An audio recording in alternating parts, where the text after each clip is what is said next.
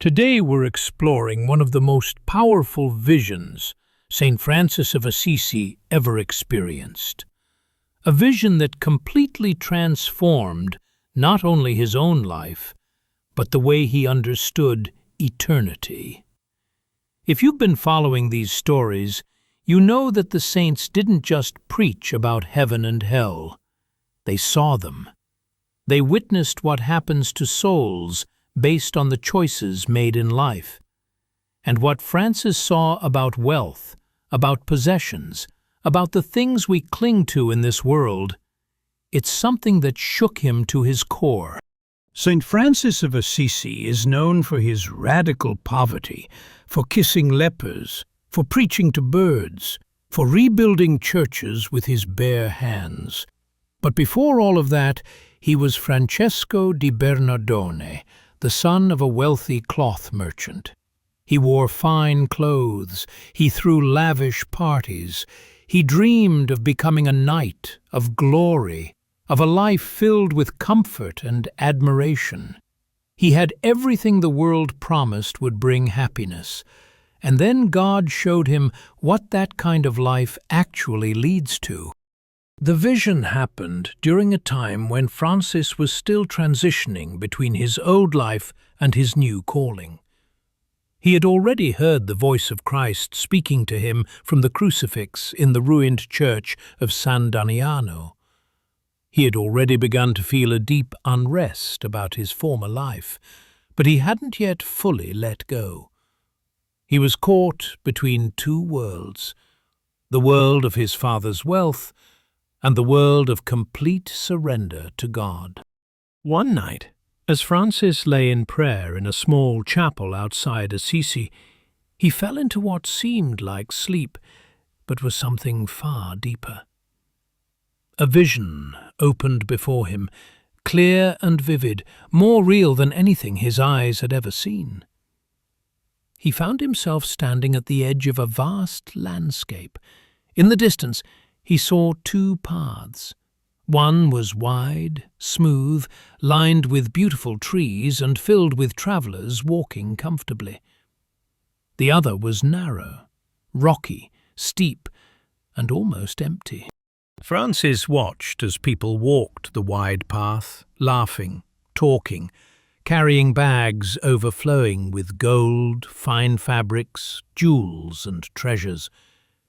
They seemed happy. They seemed successful. They walked with confidence, as if they knew exactly where they were going. But as Francis watched more closely, something changed. The path began to darken. The travellers didn't notice. They kept walking, clutching their treasures even tighter. Then Francis saw where the path led. It didn't lead to a city of light. It didn't lead to a palace or a kingdom. It led to a chasm, a deep, dark emptiness that swallowed everything. And one by one, the travellers reached the edge and fell. But here's what horrified Francis most. They didn't let go of their treasures. Even as they fell, they held on to their gold, their possessions, their wealth. They clutched them all the way down into the darkness. Francis tried to cry out to warn them, but no sound came from his mouth. He watched helplessly as soul after soul tumbled into the void, weighted down by the very things they believed would save them. Their riches didn't cushion their fall. Their treasures didn't buy them mercy. Everything they had accumulated became the anchor that dragged them deeper into separation from God. Then the vision shifted. Francis saw one of the souls more clearly now. It was a man dressed in fine robes, someone who had lived in luxury, someone respected and envied. But now, standing at the edge of eternity, the man's face was filled with terror. He looked down at his hands, still gripping bags of gold, and realized with devastating clarity that none of it mattered. None of it could follow him. None of it could save him. The man tried to drop the gold, but his hands wouldn't open. Francis later said it wasn't that God was forcing him to hold it, it was that the man had spent his entire life holding so tightly to wealth that his soul had formed around it. He had become his possessions, and now, in death, he couldn't let go even if he wanted to. His identity, his security, his very sense of self was tied to what he owned, and that attachment became his prison. Francis watched as the man cried out, "I have nothing! I have nothing!" even though his hands were full of gold. That paradox struck Francis like a bolt of lightning. The man was surrounded by riches, yet he had nothing that mattered, nothing that could cross the threshold of eternity, nothing that could stand before the gaze of God. Then Francis heard a voice, not harsh, not condemning, but filled with infinite sorrow. The voice said, "Where your treasure is, there your heart will be also. And if your heart is in the earth, it will remain in the earth." Francis understood immediately. The soul doesn't go to hell because God sends it there. The soul goes where it has already chosen to live.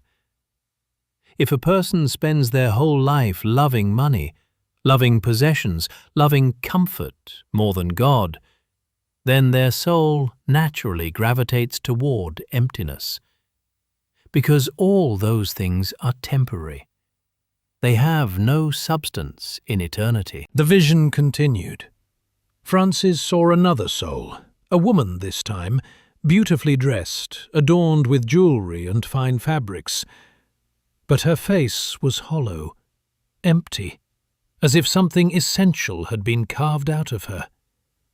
She too reached the edge of the chasm and looked back one final time at the life she had lived. Francis said he saw her entire existence flash before her.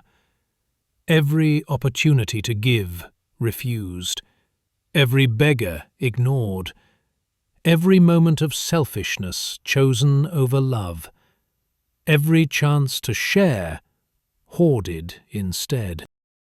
She whispered, "I thought I had time." But time had run out, and now she stood before eternity with hands full of things that meant nothing and a heart that had never learned to love. Francis later told his brothers that what broke his heart most wasn't the punishment. It was the waste, the absolute waste of a life spent chasing shadows while the light was always there, waiting, calling, offering something real. The vision shifted again. Now Francis saw the narrow path, the one almost no one was walking. It was steep, it was difficult. Those who walked it carried nothing. Their hands were empty, their clothes were simple. They stumbled sometimes, they fell, but they got back up. And as they climbed higher, Francis noticed something extraordinary. They were changing. Their faces grew brighter, their steps became lighter. It was as if the very act of letting go made them more alive, not less. At the top of the narrow path, Francis saw a light so beautiful it made everything else look dim. And standing in that light was Christ himself, arms open, waiting. The souls who reached him fell into his embrace, and Francis heard laughter, not the hollow laughter of the wide path, but the deep, joyful laughter of souls who had finally come home. They had nothing in their hands, but they had everything. They had love, they had God, they had life that would never end. Then Christ turned and looked directly at Francis. His gaze was tender but piercing. He said, "Francis, what will you choose? Will you carry the weight of the world, or will you follow me, unencumbered?" In that moment, Francis felt the full weight of everything he still clung to. The approval of his father, the comfort of wealth, the security of possessions, the identity he had built around being successful, admired, respected. All of it pressed down on him like chains. And then, in the vision, Francis did something that changed everything. He opened his hands. He let it all fall. Every coin, every expectation, every false security. He let it all go. And the moment he did, he felt a lightness he had never known, a freedom so profound it brought tears to his eyes. He realized that poverty wasn't about suffering, it was about liberation. It was about making room in your hands and in your heart for the only thing that truly matters: God. When Francis woke from the vision, he was weeping. He later told his closest companions that he felt as if he had been to the edge of hell and seen what pride and greed actually produce. Not pleasure, not security, not happiness. Only emptiness, only separation, only the endless ache of a soul that chose things over love. He said that every soul clinging to earthly riches is like a man drowning who refuses to let go of the stone in his hand. The stone will not save him. It will drag him down. But he holds it because he's afraid of having nothing. From that moment forward, Francis became radical in his poverty. He didn't just give away his wealth, he gave away everything. His clothes, his shoes, his rights, his comfort, his reputation. People thought he was insane. His own father disowned him in the public square. But Francis didn't care. He had seen eternity. He had seen what actually matters. And he was never going back to the illusion. He began preaching with a new urgency. He would stand in the town squares and tell people, "You think you are rich, but you are poor. You think you are full, but you are empty. Let go before it's too late." Some laughed at him, some threw stones, but others listened. And those who listened experienced the same freedom Francis had found.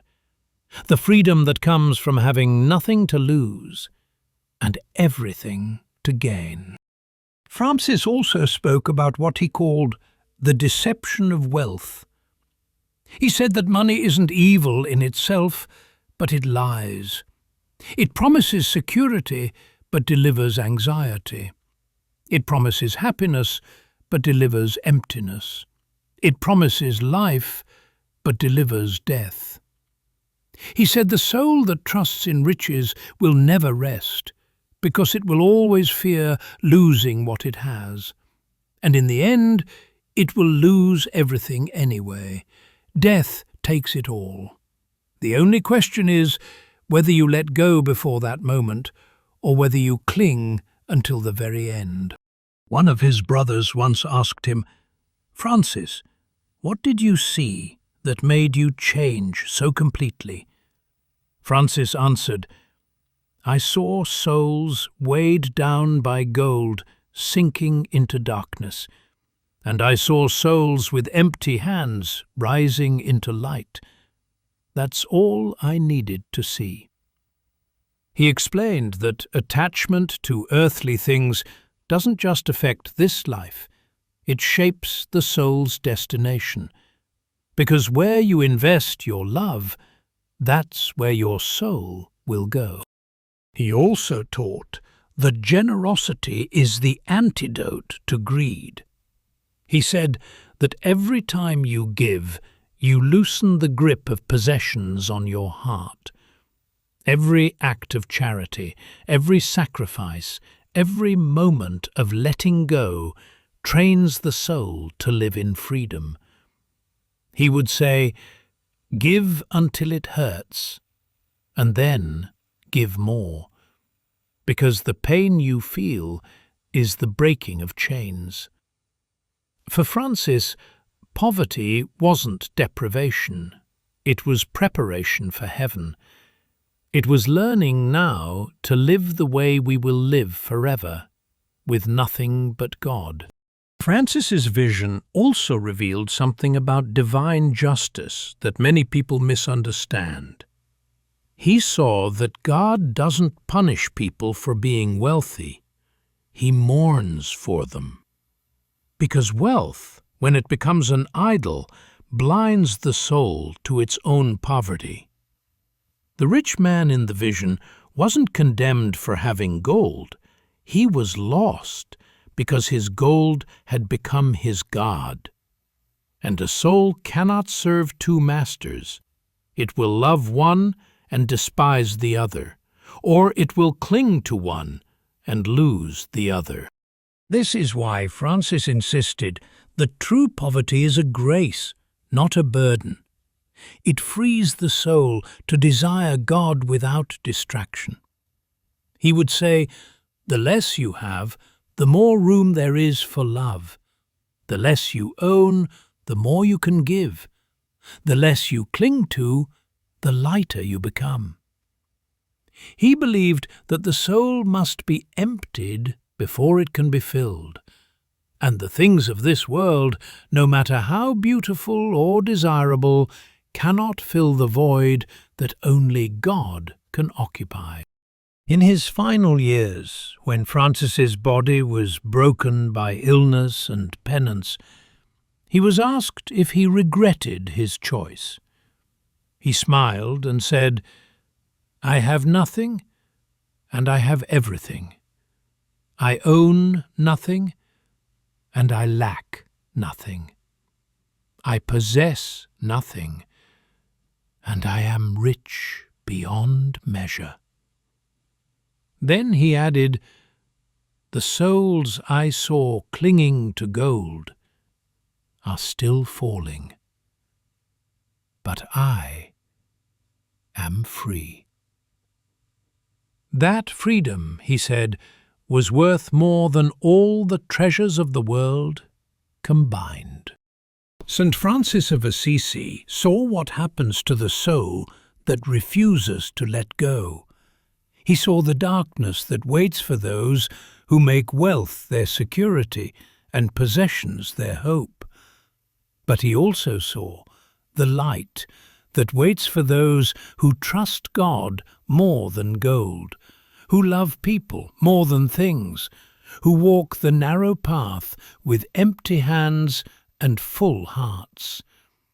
And he spent the rest of his life inviting others to make the same choice he made, to let go, to be free, to choose love over riches, God over gold, eternity over the illusion of earthly security. Because in the end, we take nothing with us. The only question is whether we learn that truth now, while there's still time to change, or whether we learn it at the edge of the chasm, when it's too late to let go.